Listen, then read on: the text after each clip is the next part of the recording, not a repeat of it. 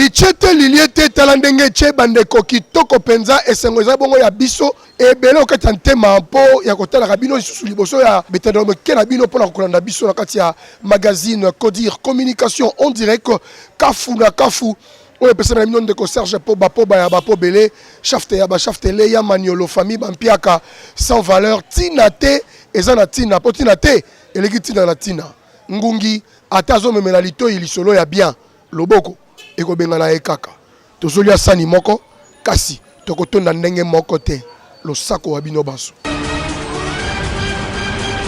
Voilà, bienvenue dans ces nouveaux entretiens avec Maître Rigen. Avec lui, nous allons parler du communiqué officiel du cabinet du gouverneur du gouverneur de la province du Congo central, Atou Matouba Nkuluki Nkundiambote. Nous sommes surpris d'avoir un autre communiqué. Et raison pour laquelle nous avons cherché à tout prix à atteindre l'un des communicateurs du gouverneur, Maître Rigen. Bonjour. Bonjour Serge, bonjour la population de Matadi. Alors Maître Rigen, qu'est-ce qui se passe finalement? Nous voulons d'abord savoir les contenus de ces communiqués. Si vous pouvez nous les lire, comme ça nous aurons le temps de pouvoir vous poser quelques questions. Ok, je crois que je vais passer rapidement à la lecture avant qu'on puisse en débattre. République démocratique du Congo, province du Congo central, cabinet du gouverneur de province. Communiqué officiel.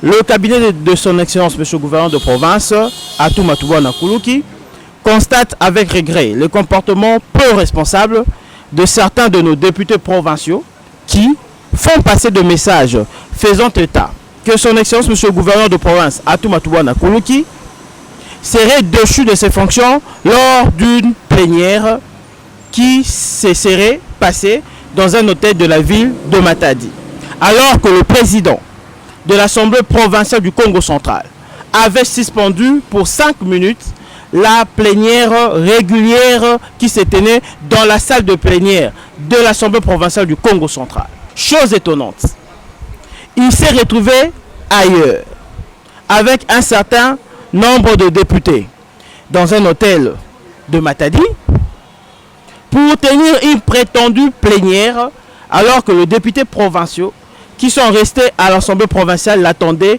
pour qu'il lève la plénière, étant donné qu'un message officiel venant du vice-premier ministre, ministre de l'Intérieur, Sécurité et Affaires coutumières, demandant au gouverneur et à tous les membres du bureau de l'Assemblée provinciale à le rejoindre à Kinshasa pour consultation des réceptions du dit message. La province du Congo central n'a qu'un seul gouverneur au nom de Atou Matouba Nkuluki. Le reste de propos ne sont que spéculation et folklore. Le cabinet du gouverneur tient à rassurer toute la population du Congo central que le gouverneur de province, Atou Matouba Nkuluki, est la seule autorité habilitée à engager la province. Il invite donc la population du Congo central au calme et à ne pas céder aux spéculations. Fait à Matadi le 4 décembre 2019 pour le directeur de cabinet, professeur Jean-Pierre Ngoma Polo, directeur de cabinet adjoint. Voilà le contenu du communiqué officiel. Nous avons suivi que le gouverneur a été déchu. Comment son cabinet pouvait encore se permettre de faire des communiqués officiels pendant que la tête a été déjà tombée? Gino Poba, vous savez, la province est une partie de la République. Elle est régie par des lois. Nous ne sommes pas dans une république bananière. Ce qui s'est passé à l'Assemblée provinciale du Congo central, et mercredi 4 décembre, est d'une tristesse à déplorer parce qu'il s'agit là d'une parodie de plénière et il s'agit là d'une plaisanterie de mauvais goût. Je crois qu'on doit respecter notre population, on doit respecter le peuple Congo, et quand on est à la tête des institutions de la République, on doit avoir le sens de l'homme d'État. On ne gouverne pas par défi, on ne gouverne pas sur base de mensonges, on ne gouverne pas pour assouvir ses propres désirs personnels ou une vengeance dont seul Dieu connaît le véritable motivation. Donc bref, comme le dit si bien le communiqué, ce jour effectivement son excellence de ce gouverneur de province est parti répondre à l'invitation de la plénière pour donner ces éléments par rapport à une motion de défiance posée par l'honorable Massoumbo Baya. Mais malheureusement d'abord, il y avait déjà plusieurs irrégularités. Un, dans la convocation de la plénière, et deux, dans la dite mention. Que ce soit sous sa forme et sous son fond. Par rapport à la convocation de la plénière, on sait que la programmation de la plénière, certes, une mention est déposée au bureau du président, c'est-à-dire au président de l'Assemblée provinciale, mais pour sa programmation, le président doit appeler son bureau, parce que tous les éléments qui sont débattus sont d'abord débattus au niveau du bureau qui le programme et qui, parce qu'il y a le rapporteur qui doit faire le travail de l'administration, qui doit préparer le PV et tout ça. Mais malheureusement, l'honorable président de l'Assemblée provinciale est passé outre toutes ses obligations légales, notamment celles contenues par l'article 28 du règlement intérieur de l'Assemblée provinciale. Il a d'autorité fixé une date et programmée. On a vu, le gouverneur a reçu de correspondance deux autres membres du bureau lui disant, voilà, le président ne nous a pas consultés. Il a programmé ça à la va-vite. Et d'ailleurs, nous lui reprochons aujourd'hui deux mentions qui étaient encore dans son bureau, qui concernaient lui et son vice-président, et que malheureusement, il n'a jamais voulu que le programmer. Et je vous rappelle, la professeure de Matadi sait qu'on a vécu pendant près de 2 mois sans plénière, parce que ces mentions-là étaient dans son bureau et qu'il refusait de convoquer la plénière. On ne sait pas par quelle magie, il revient en moins de 48 heures pour programmer une plénière et directement visant le gouverneur de province, et cela en violation notamment de la loi. La mention même en elle-même porte un problème. Parce que la mention qui a été déposée le 30 septembre devait normalement pour sa programmation être programmée dans les 48 heures comme dit la loi. Parce que c'est ce qu'il a prétendu pour ce qui concerne la motion de défiance contre le gouverneur de province. Mais malheureusement vous savez, quand on est déjà dans le sentiment qu'on est enclin à beaucoup de subjectivité, malheureusement, cette motion qui a été déposée le 30 ne devait être présentée ou programmée, c'est-à-dire 48 heures après. Or, on sait que le gouvernement n'était pas en effectivité de ses fonctions. Ils n'ont même pas changé de motion, mais ils ont réactivé la même motion. Mais la motion qui a été déposée au mois de septembre, le 48 heures après, j'ai été dépassé il y a longtemps. C'est caduque. C'était une motion caduque, et si on respectait la population, si on n'était que dans la légalité, il y avait lieu de même pas programmer cette motion. Mais vous voyez, je ne comprends pas pourquoi on veut amener notre peuple ou notre province dans des situations chaotiques. Je ne sais pas à qui ça profite, mais moi je sais que ça ne profite pas au peuple et ça ne profite pas à la nation. Voilà, Maître Nguyen, vous ne trouvez pas que si vous adressez une motion contre le président de l'Assemblée provinciale ou le vice-président de l'Assemblée provinciale, ils ne vont pas laisser leur place comme ça. Ils vont se battre pour qu'ils puissent garder leur fonction. Est-ce que vous ne trouvez pas ça normal? Parce que vous avez cherché à le faire partir et maintenant lui fait à son tour de son mieux de quoi il est capable. Il veut vous faire partir. C'est quand même normal. C'est des bonnes guerres, non? Non, je corrige. Non, ce n'est pas le gouvernement provincial qui a voulu faire partir le président de l'Assemblée provinciale. Ce sont les députés provinciaux. Je dis, il a été saisi par les députés provinciaux. Ce sont les députés provinciaux qui lui reprochent un certain nombre de griefs, notamment la non-convocation de plénière à l'époque, la non-convocation de bureau, de réunion du bureau, et plusieurs éléments qui font que, par sa gouvernance, qui va en l'encontre de principes et même de la loi.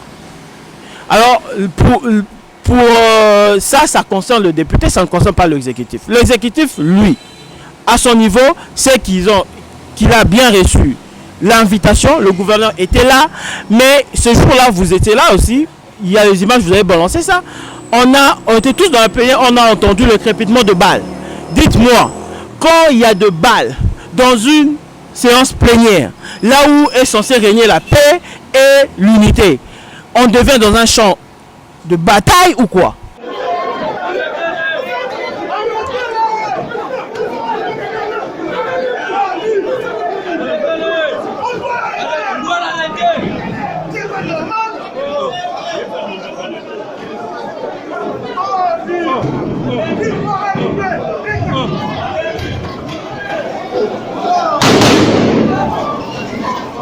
Arrêtez-le! Arrêtez-le!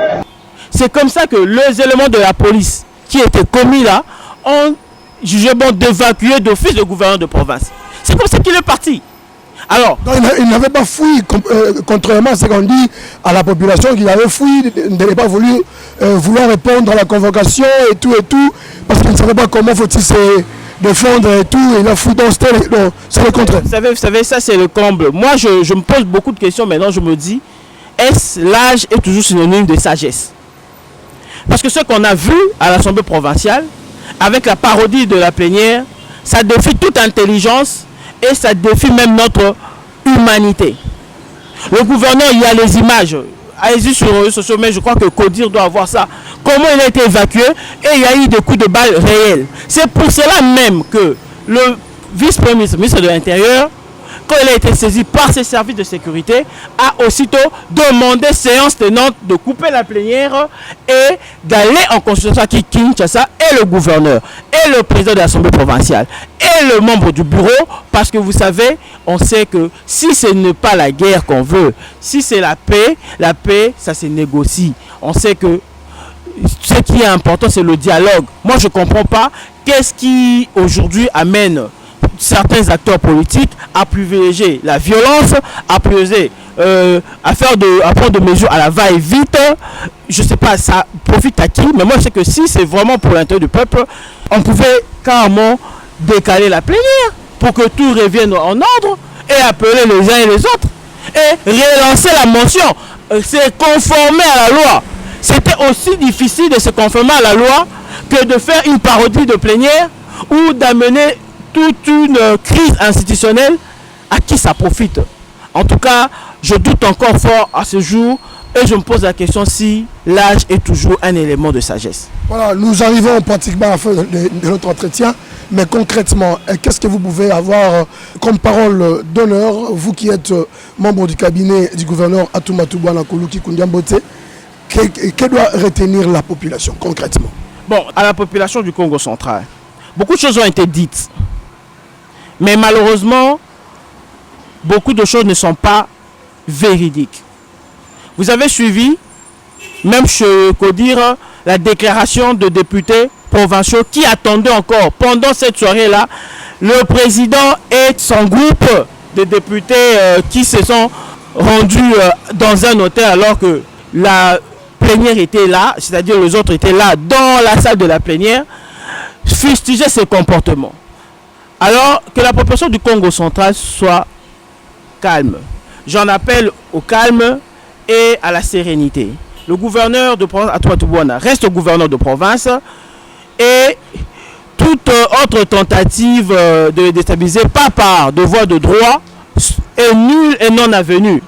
Vous allez voir, on a parlé de 48 heures, et 48 heures vont passer et il va travailler sereinement. Aujourd'hui, il est en consultation par la volonté du gouvernement central, il est en consultation et on espère que les différents acteurs vont revenir à la raison, même ceux qui aujourd'hui malheureusement veulent amener un chaos institutionnel dans notre province. J'en appelle à tout le monde au bon sens. Revenons aux valeurs Congo, revenons à la culture Congo. Le Congo ne se comporte pas de cette manière-là et évitons d'attiser la haine et la jalousie, mais cultivons la paix et l'amour pour le développement de notre province. Merci beaucoup. Nous sommes arrivés à la fin de notre entretien avec Maître Rigen, qui se trouve entre l'un des communicateurs du gouverneur Atumatu Bwana Kuluki Kundiambote, gouverneur de la province du Congo central. Alors, nous avons parlé de ce communiqué qui a été élaboré par le cabinet, bien sûr, du gouverneur.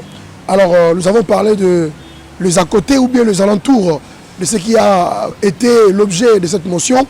Et nous avons le plaisir de vous dire que nous avons l'espoir de pouvoir nous retrouver une fois de plus. Nous sommes ouverts, Maître Rigen, nous sommes ouverts, nous Codir, nous sommes ouverts à chaque fois que vous avez des informations passées. Et nous sommes là. Et nous demandons également à tous ceux qui se sentent peut-être lésés par rapport à ce qu'a dit Maître Rigen. Il a le droit de réponse, nous sommes là. Venez nous voir, nous sommes en face de l'hôtel chez Tonton. Si vous avez des idées contraires par rapport à ce que Maître Rigen a dit, venez, la porte est grandement ouverte pour tout le monde. Merci beaucoup et d'ici là, portez-vous bien.